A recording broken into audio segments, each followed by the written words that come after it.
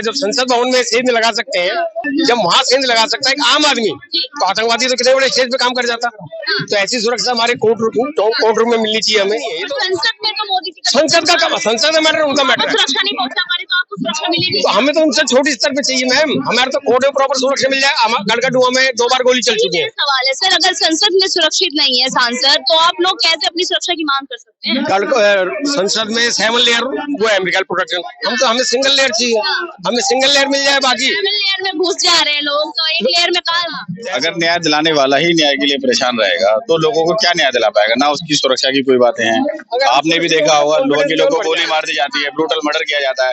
गाजियाबाद में वकील साहब के चैम्बर में उनको ब्रूटल मर्डर हुआ। वो इतना सटीक खबरों का सीधा असर। आप देख रहे हैं एनसीआर समाचार। नमस्कार, मैं आपके साथ रितेश मंगवान और आप देख रहे हैं एनसीआर समाचार। जंतर मंतर पर इस वक्त मौजूद हूँ। आप मेरे पीछे देख सकते हैं, तमाम एडवोकेट यानी अधिवक्ता यहाँ पर प्रोटेस्ट कर रहे हैं कि हमें सुरक्षा दी जाए और आगे बढ़ाया जाए। आपने देखा कि तमाम घटनाएं कोर्ट में होती हुई नजर आती है, पर इस पर सरकार कोई भी एक्शन लेती हुई नजर नहीं आती। वही सरकार से मांग करने आए कि हमें सुरक्षा दी जाए। तो सीधा इनसे बातचीत करेंगे।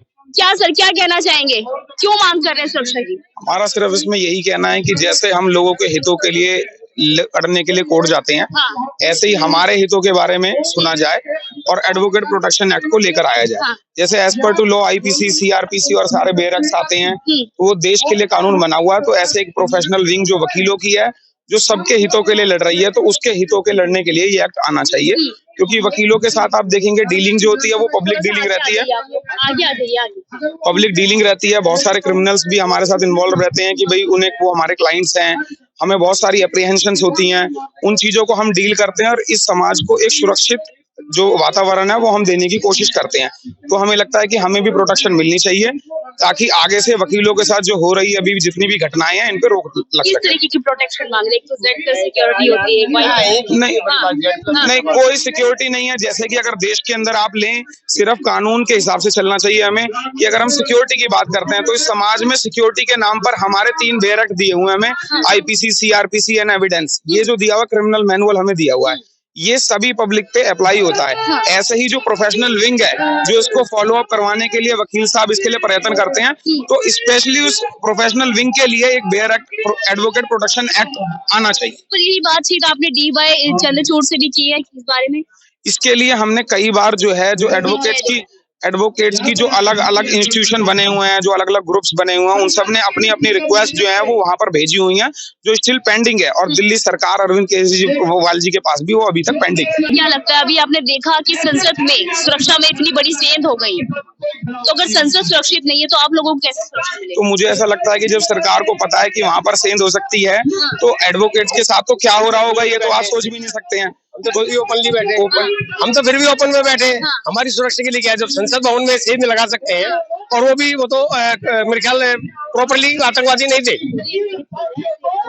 एक सिंपल सी वो 100 वर्ष से थे, मतलब 100 वर्ष तो क्यों कहूंगा, थे तो आतंकवादी का छोटा रूपी। जब वहाँ सेंध लगा सकता है एक आम आदमी, तो आतंकवादी तो कितने बड़े स्टेज पे काम कर जाता। तो ऐसी सुरक्षा हमारे कोर्ट रूम में मिलनी चाहिए हमें। और मोदी जी, अब यही कहा जाता है कि मोदी जी के हाथों में सुरक्षित है पूरा देश, क्या लगता है आपको? नहीं, मोदी जी अपने स्तर पे जो काम कर रहे हैं बढ़िया कर रहे हैं, लेकिन ये इंटीरियर और छोटी चीजें होती हैं उनके उस लेवल के हिसाब से। ये मोदी जी के लेवल की बात नहीं है। ये तो संसद में तो मोदी जी संसद का काम, संसद का मैटर उनका मैटर है। सुरक्षा नहीं पहुंचा हमारे, तो आपको सुरक्षा मिलेगी? तो हमें तो उनसे छोटी स्तर पे चाहिए मैम, हमारे तो कोर्ट में प्रॉपर सुरक्षा मिल जाए। गड़गड़ुआ में 2 बार गोली चल चुकी है। सवाल है सर, अगर संसद में सुरक्षित नहीं है सांसद, तो आप लोग कैसे अपनी सुरक्षा की मांग कर सकते हैं? संसद में 7 लेयर वो है मेडिकल प्रोटेक्शन, हमें सिंगल लेयर चाहिए, हमें सिंगल लेयर मिल जाए। बाकी 7 लेयर में घुस जा रहे हैं लोग, तो 1 लेयर में कहा। एडवोकेट जो होता है ऑफिसर ऑफ द कोर्ट होता है। अगर न्याय दिलाने वाला ही न्याय के लिए परेशान रहेगा तो लोगों को क्या न्याय दिला पाएगा? ना उसकी सुरक्षा की कोई बातें हैं। आपने भी देखा होगा, वकीलों को गोली मार दी जाती है, ब्रूटल मर्डर किया जाता है। गाजियाबाद में वकील साहब के चैम्बर में उनको ब्रूटल मर्डर हुआ। वो इतना, तो इन सब चीजों को मद्देनजर रखते हुए हम इसकी डिमांड कर रहे हैं। हमारी कोई लीगल डिमांड किसी भी तरह से नहीं है। तो ये आंकड़े आए, ये सारे क्राइम एडवोकेट थे या और भी अदर उसके थे? मतलब देखिए, इसमें जो भी एंटी सोशल एलिमेंट है वो सभी होते हैं। जब भी क्राइम होता है, चाहे वो एडवोकेट के अगेंस्ट हो, चाहे किसी नॉर्मल आदमी के अगेंस्ट हो, तो एटलीस्ट जो प्रोटेक्शन दिलाई जाए। फॉर एग्जांपल, हमें कहीं कोर्ट केस के लिए बाहर जाना है, सूरजपुर कोर्ट जाना है, चंडीगढ़ जाना है, तो हमारी प्रोटेक्शन के लिए क्या है वहाँ पे?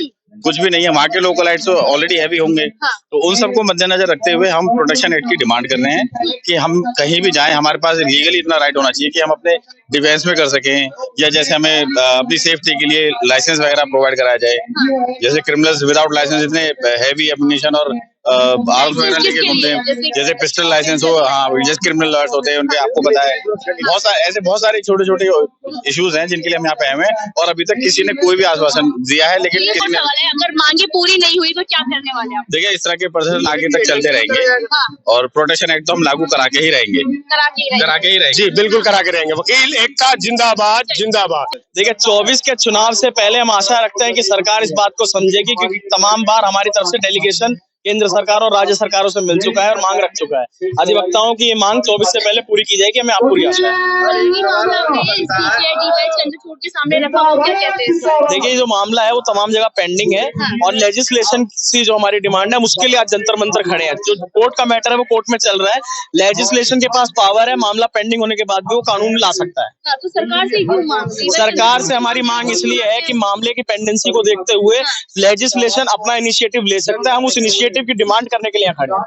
देखिए सरकार से हमें बराबर इसमें आश्वासन मिलता रहा है, लेकिन कोई मजबूत कार्रवाई अब तक इसमें नहीं दी। मोदी जी पे भरोसा है? देखिए सब पे भरोसा है हमें अभी एडवोकेट प्रोटेक्शन एक्ट से मतलब है, किसी पॉलिटिक्स से मतलब नहीं। अब कहाँ पे हमें सुरक्षा दी जाएगी, कहाँ पे दिया जाएगा, इसलिए एक एक्ट मांगी गई है। पहले भी एक्ट आई है, बच्चों को बचाने के लिए पोक्सो आया था, SC/ST एक्ट आई है, तमाम एक्ट लाई गई है पहले भी। तो हमको ऐसी फॉरेन डिमांड या एलियन डिमांड तो आपके सामने नहीं रख रहे हैं।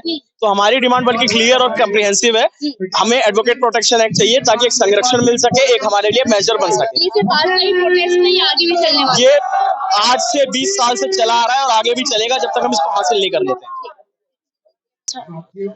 तो देखिए यहाँ पर तमाम एडवोकेट यानी कि वकीलों का यहाँ पर प्रोटेस्ट हो रहा है, धरना प्रदर्शन हो रहा है। तमाम एडवोकेट प्रोटेक्शन एक्ट की आवाज उठा रहे हैं, यानी कि जिस तरीके से एडवोकेट के साथ बर्बरता हो रही है, किसी को कोर्ट में घुस के मार दिया जाता है, तो उसी को लेकर सरकार से मांग कर रहे हैं कि हमें सुरक्षा प्रदान की जाए, Z+ सिक्योरिटी हमें दी जाए। पर देखना ये होगा कि सरकार इनकी मांग पूरी करती है क्या नहीं, ये सवाल बना रहेगा। मैं आपके साथ रितेश मंगवाना और आप देख रहे थे NCR समाचार।